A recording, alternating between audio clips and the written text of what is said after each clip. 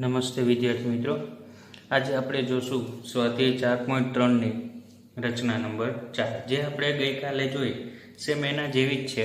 બરાબર. આપણે જે અત્યારે રચના દોરીએ છીએ તેની માહિતી કે ચતુષ્કોણ દોરવા માટે પાસેની બે બાજુઓના માપ અને ત્રણ ખૂણાઓના માપ આપેલા હોવા જોઈએ, તો આપણે ચતુષ્કોણ રચી શકીએ. બરાબર. અહીં રચના નંબર 4માં લંબચોરસ OKAY ઓકે શોધવાનું છે. બરાબર. તો એમાં ઓકે પાસેના શિરોબિંદુ એટલે બાજુ 7 સેમી, કે 5 સેમી, એટલે આ બંને બાજુ થઈ. બરાબર. અહીંયા આપણને એક પણ ખૂણો આપેલો નથી, પણ તમે જોઈ શકો અહીંયા લંબચોરસ છે.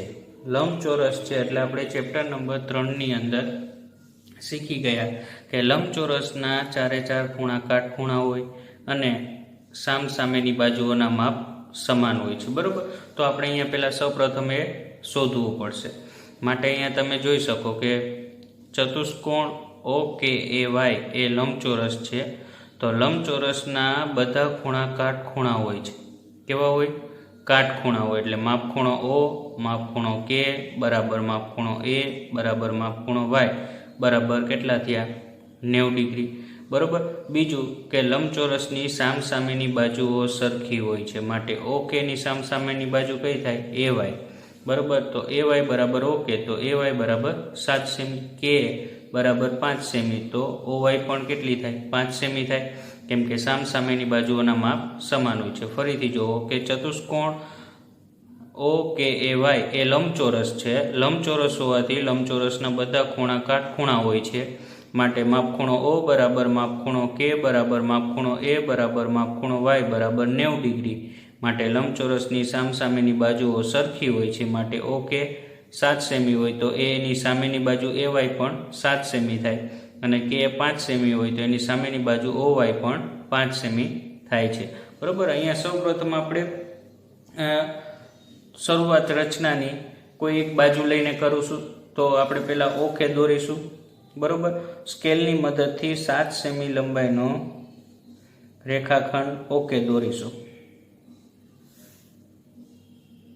બરાબર. જો સ્કેલની મદદથી 7 સેમી લંબાઈનો રેખાખંડ OK દોર્યો. બરાબર. એને નામ આપીશું OK. અહીંયા મુદ્દો લખીશું કે 7 સેમી લંબાઈનો રેખાખંડ OK દોર્યો. બરાબર. હવે બંને ખૂણા 90 ડિગ્રીના છે, તો આપણે અહીંયા બધા જ ખૂણા શોધી લીધા છે 90 ડિગ્રીના. બરાબર. એટલે O પણ 90 ડિગ્રીનો ખૂણો દોરીશું અને K પણ. તો 90 ડિગ્રીનો ખૂણો દોરવા માટે આપણે 90 ડિગ્રી પરિકરની મદદથી પણ દોરી શકીએ. બરાબર. તો OKનું અડધા કરતાં વધુ અથવા અડધા કરતાં ઓછું માપ લઈને આ માપથી આપણે 90 ડિગ્રીનો ખૂણો દોરીશું. તો O ઉપર પરિકરની અણી O ઉપર મૂકીને એક ચાપ દોરીશું, જે OKના રેખાખંડ ઉપર છેદતું હોય. બરાબર. તો અહીંયા છેદે છે. બરાબર. જ્યાં છેદે છે ત્યાં પાછું એ જ માપ ચેન્જ નહીં કરવાનું, અને આ જે ચાપ દોર્યો એ ચાપ ઉપર એક ચાપ મારીશું. એટલે આ કેટલા ડિગ્રીનો ખૂણો થયો? 60 ડિગ્રીનો. બરાબર. પછી આ 120નો 60નો દોર્યો એના ઉપરથી 120નો દોરશું. બરાબર. 120નો દોરીએ ને ત્યારે જ એક મોટો આમ ચાપ દોરી દેવાનો, કેમ કે આપણે 90 ડિગ્રીનો ખૂણો જોઈએ, એટલે 60 અને 120ની વચ્ચે આવશે. 120 ઉપર મૂકીને હવે 90 ડિગ્રીનો ખૂણો દોરીશું. બરાબર. તો હવે સ્કેલની મદદથી ઓમાંથી પસાર થતું દોરીશું. અહીંયા એને નામ આપીશું M. બરાબર. આ કેટલા ડિગ્રીનો ખૂણો થયો? 90 ડિગ્રીનો. અહીંયા લખીશું O બિંદુએ કિરણ OM દોર્યું, જેથી માપખૂણો KOM 90 ડિગ્રી થાય. હવે આપણે K પણ 90 ડિગ્રી, કેમ કે લંબચોરસ છે, લંબચોરસના ચારે ચાર ખૂણા. બરાબર. એને પણ આપણે અડધા કરતાં વધારે અથવા અડધા કરતાં ઓછું માપ લીધું. બરાબર. હવે આપણે OKને છેદે એ રીતના એક ચાપ દોરીશું. બરાબર. પછી જ્યાં ચાપ રેખાખંડને છેદે છે ત્યાં મૂકીને 60 ડિગ્રીનો એક ચાપ દોર્યો. 60 ઉપર મૂકીને 120નો ચાપ દોરીશું. પહેલાંના ચાપને છેદે એ રીતે 120નો ચાપ દોરીએ ને ત્યારે હંમેશા 90 ડિગ્રીનો ખૂણો દોરવાનો હોય તો 120નો ચાપ હંમેશા મોટો દોરવો. બરાબર. 120 ઉપર મૂકીને 120ને છેદે એ રીતના દોર્યું. બરાબર. એટલે 60 અને 90ની વચ્ચે 120ની વચ્ચે 90 ડિગ્રીનો ખૂણો આવ્યો, બરાબર. હવે કેમાંથી પસાર થતું ના બંને ચાપમાંથી પસાર થતું એક કિરણ દોરીશું, બરાબર. આ કિરણને નામ આપીશું એન, બરાબર. તો કે બિંદુએ કિરણ કે એન દોર્યું કે જેથી માપ ખૂણો ઓ કે એન 90 ડિગ્રી થાય, બરાબર. હવે તમે જોઈ શકો કે આપણી પાસે લંબચોરસની 3 બાજુઓ થઈ ગઈ. હવે કોઈ પણ એક બિંદુ જોઈએ તો આપણી પાસે બીજી બાજુનું માપ છે કે, બરાબર. કે તો કે બિંદુ આપેલો છે તો એ આ રેખા કિરણ ઉપર મળી જશે. તો કે એનું માપ કેટલું છે તો 5. તો પરિકરની મદદથી 5 સેમીનું માપ લેશું, બરાબર. લીધું 5 સેમીનું માપ. હવે એને કે ઉપર મૂકીને કિરણ કે એનને જ્યાં છેદે ત્યાં શું નામ આપીશું? એ, બરાબર.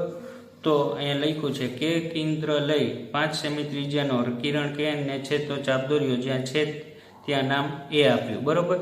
બે સામેની બાજુ સમાન છે માટે ઓ એનનું માપ પણ ઓ વાયનું પણ માપ એટલું જ થશે, બરાબર. 5 સેમીનું આપણે સ્કેલની મદદથી માપ્યું હતું, આ સેમ એ જ માપ છે, બરાબર. તો અહીંયા પણ ઓ એમને જ્યાં છેદે ત્યાં નામ આપીશું વાય, બરાબર. તો તમે જોઈ શકો ઓ કેન્દ્ર લઈ 5 સેમી ત્રિજ્યાનો કિરણ ઓ એમને છેદતો ચાપ દોર્યો, જ્યાં છેદે ત્યાં નામ વાય આપ્યું, બરાબર. હવે બંને એ વાયને જોડી દેવાના.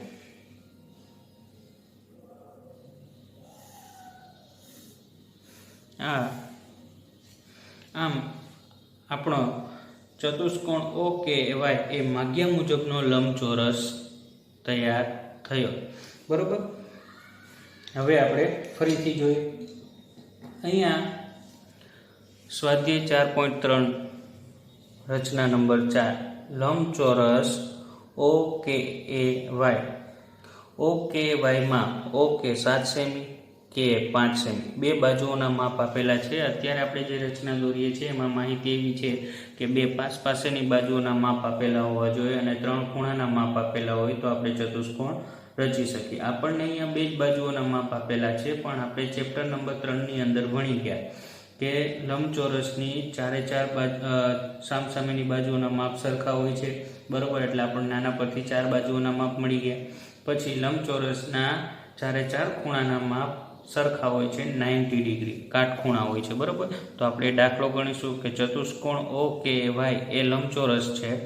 લંબચોરસના બધા ખૂણા કાટખૂણા હોય છે માટે માપખૂણો ઓ બરાબર માપખૂણો કે બરાબર માપખૂણો એ બરાબર માપખૂણો વાય બરાબર 90 ડિગ્રી, બરાબર. માટે લંબચોરસની સામસામેની બાજુઓ સરખી હોય છે માટે ઓ કે 7 સેમી હોય તો એની સામેની બાજુ એ વાય થાય. એ વાય બરાબર ઓકે તો એ વાય બરાબર 7 સેમી, ઓકે બરાબર 7 મૂક્યા.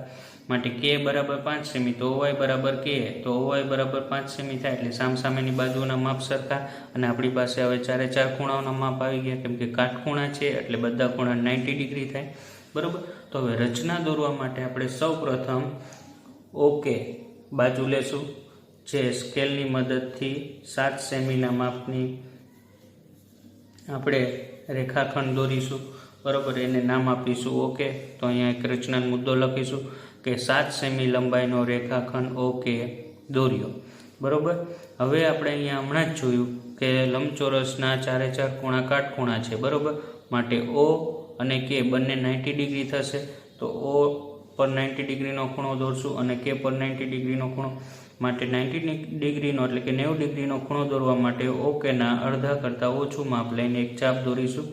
એ ચાપ જ્યાં ઓકેને છેદે તેના પર મૂકીને અગાઉનો જે મોટો ચાપ દોર્યો એના પર એક ચાપ મારશું એટલે 60 ડિગ્રીનો ખૂણો થયો. 60 ઉપર મૂકીને 120નો ચાપ મોટો મારશું, કેમ કે આપણે 90 ડિગ્રીનો ખૂણો જોઈએ 90 ડિગ્રીનો, બરાબર. એટલે 120 ઉપરથી આ 120ના ખૂણા પર મારશું એટલે આ જે છેદે છે બંને ચાપ તે 90 ડિગ્રીના ખૂણાનો થયું, બરાબર. ચાપ થયો એટલે આ 90 ચાપમાંથી પસાર થતું કિરણ ઓ એમ દોર્યું. તો અહીં લખવાનું કે ઓ બિંદુએ કિરણ ઓ એમ દોર્યું કે જેથી માપખૂણો કે ઓ એમ 90 ડિગ્રી થયો. એ જ રીતે કે પરથી કેનો 90 ડિગ્રી દોરીશું, બરાબર. તો અહીંયા લખવાનું કે બિંદુએ કિરણ કે એન દોર્યું કે જેથી માપખૂણો એમ ઓ માપખૂણો ઓ કે એન 90 ડિગ્રી થાય, બરાબર. પછી અહીંયા તમે ઓ વાય લેવ કે એન લેવ, બે સરખું છે, કેમ કે અહીંયા આપણે શોધી લીધી બાજુનું માપ. તો અહીંયા મેં પહેલાં કે એન આગળ હમણાં કે દ્વારા પહેલાં શરૂઆત કરી હતી, હવે ઓવાય દ્વારા કરીએ. તો ઓવાયમાં ઓનું માપ, ઓવાયનું 5 સેમી માપ આપેલું છે, તો ઓ મળેલો છે તો વાય મળી જાય. તો વાયને કેન્દ્ર લઈ 5 સેમી ત્રિજ્યા લઈ કિરણ એમને છેદે એમ ચાપ દોર્યો, કિરણ ઓ એમને જ્યાં છેદે છે ચાપ ત્યાં વાય નામ આપ્યું, બરાબર. એ જ રીતે સામસામેની બાજુનું માપ સરખા હોય એટલે આ બંનેનું માપ સરખું છે, એટલે આ જ પાછો કેને મૂકીને 5 સેમીનો ચાપ દોર્યો, જે કિરણ કે એન પર દોર્યો છે, બરાબર. જ્યાં છેદે છે ચાપ ત્યાં એ નામ આપ્યું.